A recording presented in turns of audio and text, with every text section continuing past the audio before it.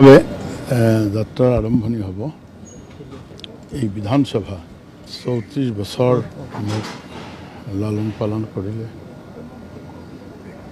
এই ক্ষেত্ৰত স্বাভাৱিকভাৱেই আকৌ এটা নতুন যাত্ৰা চেষ্টা কৰিম।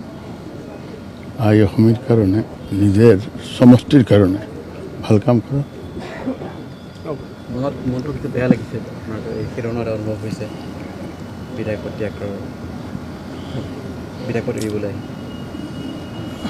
ৰাইজে 5 বছৰৰ কাৰণে পঠাইছে। 2 বছৰ আমি তেওঁলোকৰ বিধানসভা ভিত্তিক সেৱা আগবঢ়াব পৰা নাই।